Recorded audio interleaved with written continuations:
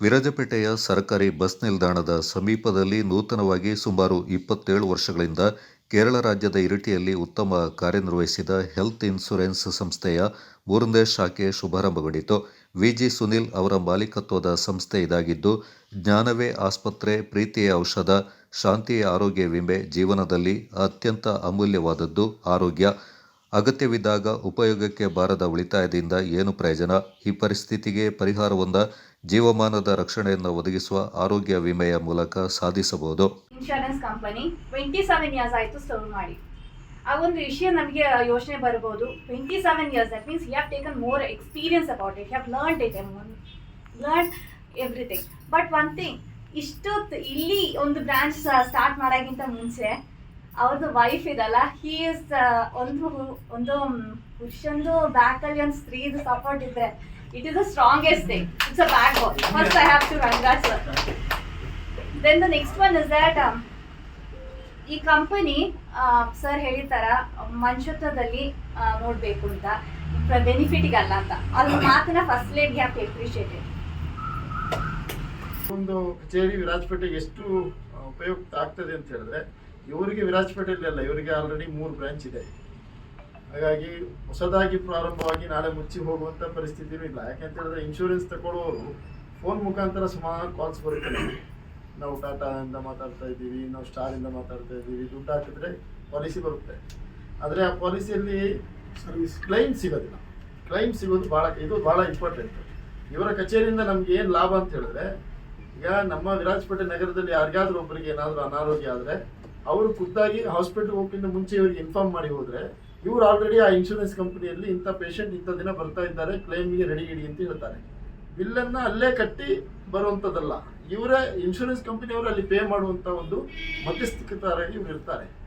ಒಂದು ವಿಷಯ ನಾನೊಂದು ಸಲಹೆ ಕೊಡ್ತೀನಿ, ದಯವಿಟ್ಟು ಇವತ್ತಿನ ದಿನ ಬಡವರಿಗೆ ಅಂತೇಳಿ ತುಂಬ ಸರ್ಕಾರಿ ಹಾಸ್ಪಿಟಲ್ಗಳಲ್ಲಿ, ಇವತ್ತಿನ ಸರ್ಕಾರಿ ಹಾಸ್ಪಿಟಲ್ ತುಂಬ ಸೌಲಭ್ಯಗಳಿದೆ. ಅದರಲ್ಲಿ ಅವರಿಗೆ ತುಂಬ ಸ್ಕೀಮ್ ಬೆನಿಫಿಟ್ಸ್ ಇದೆ, ಅದನ್ನು ತಗೊಳ್ಳುವಂಥ ಅವಕಾಶ ಇದೆ. ಅದನ್ನ ಹೇಗೆ ಉಪಯೋಗಿಸ್ಬೇಕು ಅಂತ ಅವರು ಅದನ್ನ ಅರ್ಥ ಮಾಡ್ಕೊಳ್ಬೇಕು. ತುಂಬ ಕಷ್ಟ ಆಗ್ತಿರೋದು ಮಧ್ಯಮ ವರ್ಗದವರಿಗೆ. ಅಲ್ಲಿ ಆಸ್ಪತ್ರೆಗೆ ಹೋಗುವಾಗ 5 ಲಕ್ಷ 10 ಲಕ್ಷ ಬಿಲ್ ಹೇಳ್ತಾರೆ. ಇದು ಈ ಹೆಲ್ತ್ ಇನ್ಶೂರೆನ್ಸ್ ಅನ್ನೋದು ಒಂದು ಆರೋಗ್ಯ ರಕ್ಷಣೆ ಅಲ್ಲ, ಅದು ಅವ್ರ ಕೈಯಲ್ಲಿರೋ ಹಣದ ಸೇವಿಂಗ್ಸ್ ರಕ್ಷಣೆ ಅಂತ ಹೇಳ್ತೀವಿ. ಅದನ್ನ ಹೆಲ್ತ್ ಪ್ರಾಬ್ಲಮ್ ಆದ ಸಮಸ್ಯೆ ಬರುವಾಗ ಈ ಜೀವನದಲ್ಲಿ ಕಷ್ಟಪಟ್ಟು ಉಳಿಸಿದ ಹಣವನ್ನೆಲ್ಲ ಅಲ್ಲಿಗೆ ಚೆಲ್ಲಬೇಕಾಗ್ತದೆ. ಅದಕ್ಕಿಂತ ನಾನೊಂದು ಸಲಹೆ ಕೊಡ್ತೀನಿ ನಿಮ್ಗೆಲ್ಲರಿಗೂ, ದಯವಿಟ್ಟು ಇವತ್ತು ಒಂದು ಕೂಲಿ ಕೆಲಸ ಮಾಡೋವರಿಗೂ ಒಂದು 500 ರೂಪಾಯಿ ಅಷ್ಟು 600 ರೂಪಾಯಿ ಅಷ್ಟು ಒಂದು ಸಂಬಳ ಬರುತ್ತೆ. ಅದನ್ನ ಒಂದು ದಿನಕ್ಕೆ ಒಂದು 50 ರೂಪಾಯಿ ಉಳಿಸ್ಬಿಟ್ಟು ಅದನ್ನ ಒಂದು ನೀವು ಮಿನಿಮಮ್ ಒಂದು 5 ಲಕ್ಷ ರೂಪಾಯಿ ಅಷ್ಟು ಇನ್ಶೂರೆನ್ಸ್ ಮಾಡ್ಕೊಳ್ಳಿ. ಅದು ಮಾಡಿದ್ರೆ ಕಷ್ಟದ ಸಮಯದಲ್ಲಿ ತುಂಬಾ ಉಪಯೋಗ ಆಗುತ್ತೆ.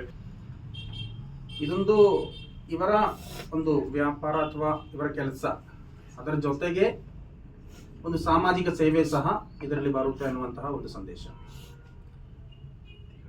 ಮನುಷ್ಯನು ಪ್ರತ್ಯೇಕವಾಗಿ ಅವನ ಜೀವನದಲ್ಲಿ ಅವನು ಬಹಳ ಸೂಕ್ಷ್ಮತೆಯಿಂದ ಇರಬೇಕಾದಂತಹ ಒಂದು ವಿಷಯ ಆರೋಗ್ಯ ಅನ್ನುವಂಥದ್ದು. ನಮಗೆ ಹಣ ಯಾವಾಗ ಬೇಕಾದರೂ ಮಾಡಬಹುದು, ಆದರೆ ಆರೋಗ್ಯ ಅದು ನಷ್ಟ ಹೊಂದಿದ್ರೆ ನಮ್ಮಲ್ಲಿ ಏನು ಇದ್ರೂ ಸಹ ಕಾರ್ಯ ಇರಲ್ಲ ಅನ್ನುವಂತಹದ್ದು. ಮನುಷ್ಯ ವಂಚಿತನಾಗುವಂತಹ 2 ವಿಷಯ, ಅದು ಒಂದು ಬಿಡುವು ಸಮಯ, ಫ್ರೀ ಟೈಮ್ಸ್ ಅನ್ನೋದು, ಮತ್ತೊಂದು ಆರೋಗ್ಯ.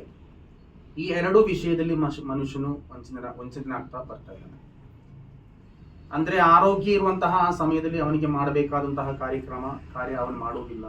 ಬಿಡುವಿರೋ ಸಮಯದಲ್ಲಿ ಅವನು ಅದನ್ನು ಬೇಕಾದ ರೀತಿಯಲ್ಲಿ ಉಪಯೋಗಿಸ್ತಾ ಬರುವುದಿಲ್ಲ. ಇದರಿಂದ ಅವನು 2 ವಿಷಯದಲ್ಲಿ ಹಲವು ರೀತಿಯಲ್ಲಿ ವಂಚನೆಯಾಗ್ತಾ ಬರ್ತಾ ಇದ್ದಾನೆ. ಆದ್ರಿಂದ ಆ ಆರೋಗ್ಯದ ಕಡೆಗೆ ಗಮನ ಹರಿಸ್ತಾ ನಮ್ಮ ಜೀವನ ನಾವು ಯಶಸ್ವಿ ಹೇಳ್ತಾರೆ ಹೆಲ್ತ್ ಅಂಡ್ ವೆಲ್ತ್. ಬಟ್ ಈಗ ಏನಾಗಿದೆ, ವೆಲ್ತ್ಗೆ ಹೋಗುತ್ತೆ, ಹೆಲ್ತ್ ಮರೆತು ಬಿಡ್ತಾರೆ. ಹೆಲ್ತ್ ಬೇಕು 2 ಈಕ್ವಲ್ ಇಟ್ಕೊಂಡ್ರೆ ಇವಾಗ ಎಳೆಗೆ 55 ವರ್ಷ ಕಳೆದ ಮೇಲೆ ನಮ್ದು ಎಲ್ಲ ಹೋಗ್ಬಿಡ್ತದೆ. ಅದರೊಳಗೆ ನಾವು ಎಲ್ಲನೂ ಗಳಿಸ್ಬೇಕು. ಹಾಗೆ ಶ್ರೀಯುತ ಸಂಜು ಅವರು ತುಂಬ ಸರ್ವಿಸ್ ಮಾಡ್ತಿದ್ದಾರೆ ಸಾಮಾಜಿಕದಲ್ಲಿ. ಹಾಸ್ಪಿಟ್ಲ್ ಬಗ್ಗೆ ಅವರಿಗೆ ಯಾವುದೋ ಹಾಸ್ಪಿಟ್ಲಿಗೆ ನಿಮ್ಗೆ ಎಲ್ಲರಿಗೂ ತಿಳಿದಿರಲಿ, ಆ ಪ್ರಚಾರ ಅವರ ನಂಬರ್ ಎಲ್ಲರೂ ಇಟ್ಟುಕೊಳ್ಳಿ. ನಾನು ನಮ್ಮ ಕೊಡ ಸಮಾಜದಲ್ಲಿ ಅದನ್ನು ಬೋರ್ಡಲ್ಲಿ ಇಟ್ಟಿದ್ದೀನಿ. ಯಾಕೆಂದರೆ ಇವರಿಂದ ಸುಮಾರು ಜನರಿಗೆ ಪ್ರಯೋಜನ ಆಗ್ತದೆ. ದಯವಿಟ್ಟು ಕೊಡಗು ಜಿಲ್ಲೆಯಲ್ಲಿ ನಮ್ಮ ಚೋಕಂಡ ಸಂಜುರವರು ಏನಿದ್ದಾರೆ, ಆ ವಿಚಾರದಲ್ಲಿ ಬಹಳ ಅದ್ಭುತವಾಗಿರ್ತಕ್ಕಂಥ ಒಂದು ಕೆಲಸವನ್ನು ಮಾಡ್ತಾ ಇದ್ದಾರೆ. ಯಾರು ದೀನರು, ದಲಿತರು, ದುರ್ಬಲರು, ಯಾರು ಕಷ್ಟದಲ್ಲಿದ್ದಾರೆ ಅವರಿಗೆಲ್ಲ ಸ್ಪಂದಿಸುವಂಥದ್ರ ಜೊತೆಗೆ ಅವರು ಪ್ರತಿ ಒಂದು ಎಲ್ಲ ಇನ್ಶೂರೆನ್ಸ್ ಕಂಪನಿಗಳ ಜೊತೆಯಲ್ಲಿ ಇರ್ತದೆ, ದೊಡ್ಡ ದೊಡ್ಡ ಆಸ್ಪತ್ರೆಗಳ ಜೊತೆಯಲ್ಲಿ ಅವರು ಸಂಪರ್ಕವನ್ನು ಇಟ್ಕೊಂಡಿದ್ದಾರೆ. ಇಟ್ಕೊಂಡು ಅವರೆಲ್ಲರಿಗೂ ಸಹ ಆ ಕ್ಷಣದಲ್ಲಿ ಆರೋಗ್ಯವನ್ನು ಒದಗಿಸುವಂತಹ ಆ ಮನಸ್ಥಿತಿ ಇದೆಯಲ್ಲ, ಆ ಸೇವಾ ಕೈಂಕರ್ಯವನ್ನು ಬಹಳ ಅದ್ಭುತವಾಗಿ ಅವರು ನೆರವೇರಿಸ್ತಾ ಇರ್ತಕ್ಕಂಥದ್ದು. ಕಾರಣ ಯಾತಕ್ಕೆ ಅವರಲ್ಲಿ ಈ ರೀತಿಯಾಗಿರ್ತಕ್ಕಂತಹ ಒಂದು ಸೇವಾ ಭಾವ ಬಂತು ಅಂತಂದ್ರೆ, ಅವ್ರ ತಂದೆಯವರು ಎದುರಿಸಿದಂತಹ ಒಂದು ಪ್ರಕರಣಗಳನ್ನು ಅವ್ರು ನೆನಪು ಮಾಡ್ಕೊಳ್ತಾರೆ.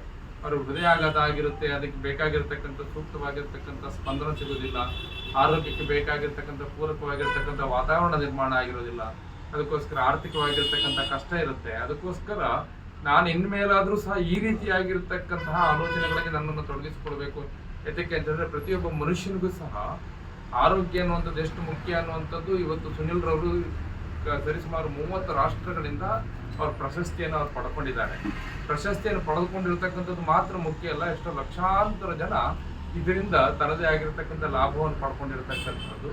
ಹಾಗಾಗಿ ಇವತ್ತು ವಿರಾಜಪೇಟೆ ನಗರದಲ್ಲಿ ಇವರ ಒಂದು ಶಾಖೆಯನ್ನು ಏನು ಪ್ರಾರಂಭ ಮಾಡ್ತಾ ಇದ್ದಾರೆ, ನಿಜವಾಗಿಯೂ ಸಹ ನಾವೆಲ್ಲರೂ ಸಹ ಆರೋಗ್ಯದ ಕಡೆಗೆ ಹೆಚ್ಚಿನ ಗಮನವನ್ನು ಹರಿಸಬೇಕಾಗುತ್ತೆ.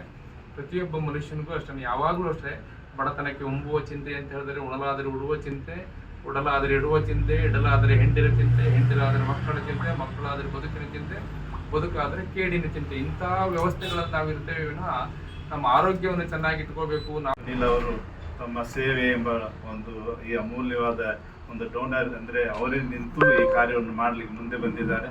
ಅಂದರೆ ನಮ್ಮ ಆರೋಗ್ಯ ಎಷ್ಟು ಮುಖ್ಯ ಮತ್ತು ಆರೋಗ್ಯ ಕೆಟ್ಟಾಗ ನಾವು ಎಷ್ಟೇ ಇದ್ದರೂ ಕೂಡ ಆ ಸಮಯದಲ್ಲಿ ಅಸಹಾಯಕರಾಗಿ ಆಗ್ಬಿಡ್ತೀವಿ.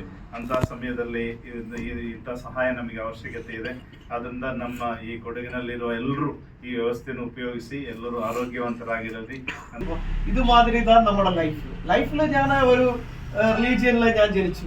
ಅದಕ್ಕೆ ಎಲ್ಲ ലക്ഷ്യമേ ഒന്ന് അല്ലേ, മാർഗം ഇരിക്ക് പലത്, ലക്ഷ്യമേ ഒന്ന്. അപ്പോൾ എല്ലാം നല്ലതായി വരണം. ಅದಕ್ಕೆ ഞാൻ ഈ ഹെൽത്ത് ഇൻഷുറൻസ് നല്ല ഇത് ಅದಕ್ಕೆ നമ്മൾ ഒരു ഇത് പറയും, നമ്മൾക്ക് എന്ത് വേണം, ഇന്ന് എല്ലാ ട്രീറ്റ്മെന്റ് എല്ലാം പ്രശ്നമല്ലേ, അതൊക്കെ ഹോസ്പിറ്റലിൽ വലിയ ട്രീറ്റ്മെന്റ് എല്ലാം പ്രശ്നം. ಅದಕ್ಕೆ എൻ്റെ കയ്യിൽ 100 ഏക്കർ എസ്റ്റേറ്റ് ഇരിക്കും, പക്ഷെ ലിക്വിഡ് ക്യാഷ് ഇല്ല, അതൊക്കെ പ്രശ്നം. ഞാൻ ഹോസ്പിറ്റലൈസ് ആകുമ്പോൾ എൻ്റെ വൈഫ് എന്നെ ചെയ്യും, ഈ 100 ഏക്കർ സ്ഥലം കൊണ്ടിട്ട് പൈസയാക്കാൻ പറ്റില്ല. അപ്പോൾ ഇപ്പം തന്നെ ഇത് വേണം, ಅದಕ್ಕೆ ಹೆಲ್ತ್ ಇನ್ಶೂರೆನ್ಸ್.